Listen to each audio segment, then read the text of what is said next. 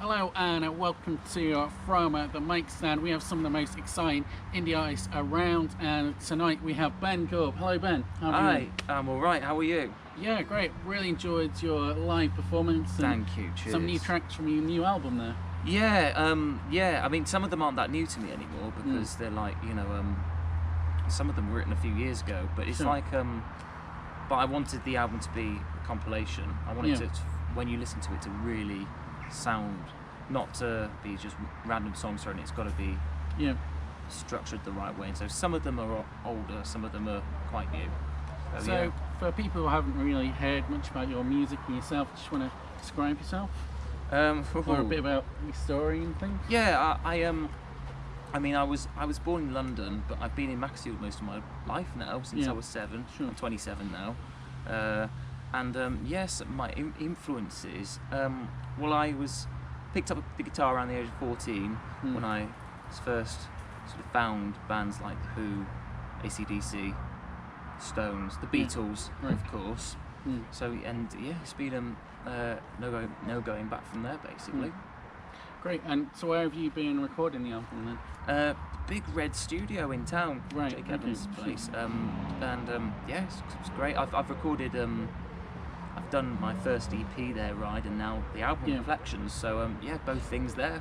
So we've seen you perform just solo. So is it solo on the album, or is it whole mixture? No, it's full band. So I do, as a artist, I do sort of a combination really of solo gigs on my own and gigs when I can with the band, and that's Josh and Joe, Josh Savage and Joseph Shaw on drums and bass.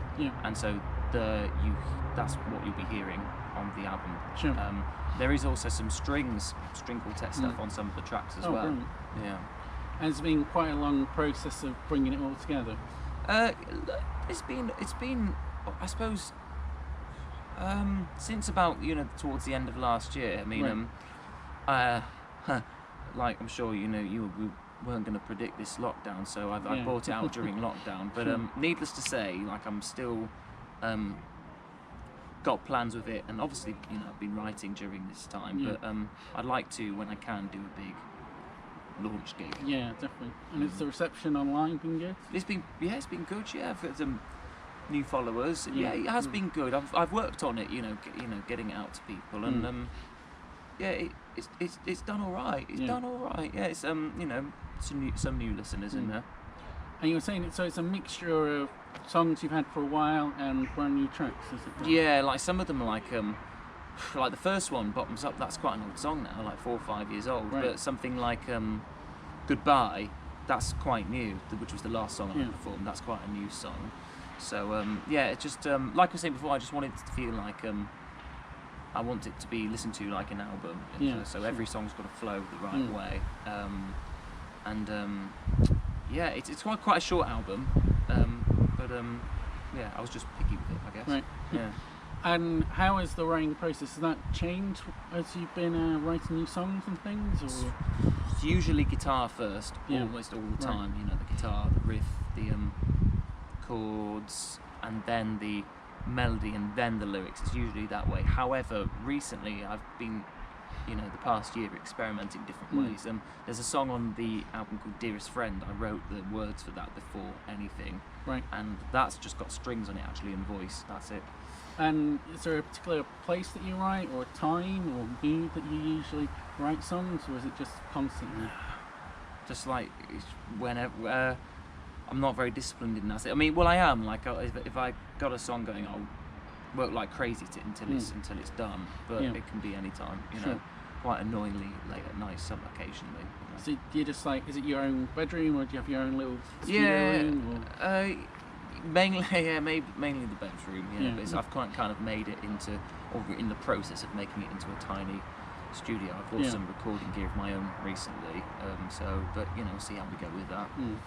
And do you have snatches of lyrics and things on your phone, or a lyric book? I mean, I used to write it down. But now I've become a bit lazy in the sense I just use I put it on my notes. Sure.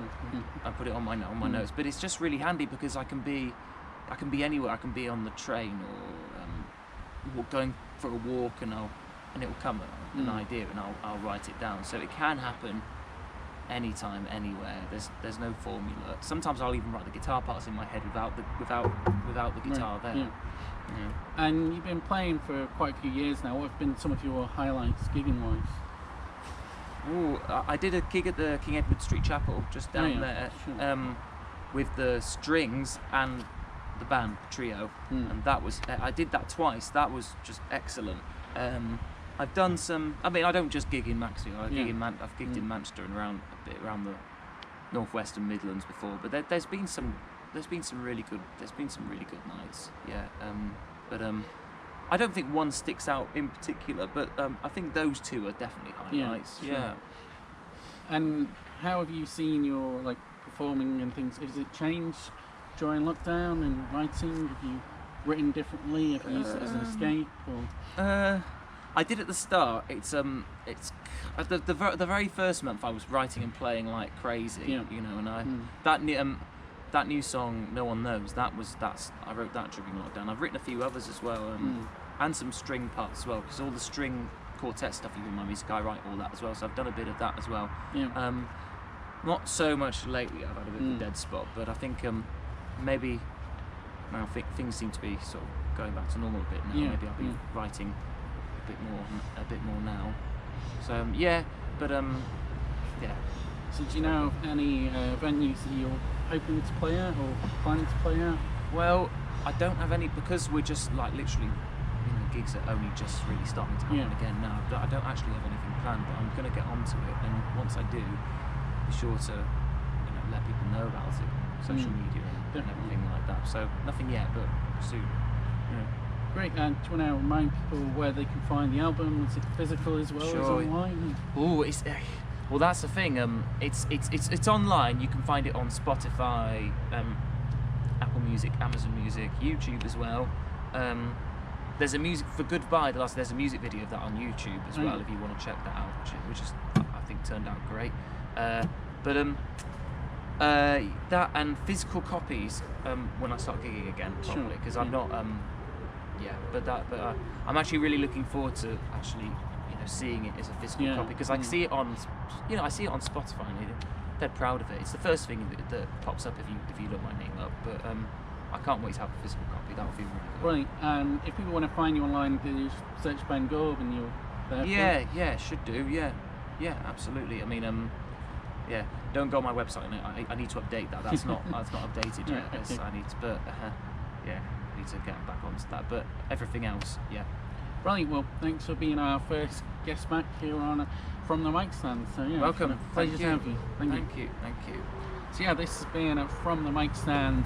We're Artist Echoes. I'm Mike Chisholm, and it's just an absolute pleasure to be back. And hope everyone's been keeping safe during this period, and can't wait to see a lot more live music. And it's great having Ben here today with us. Thanks. Cheers.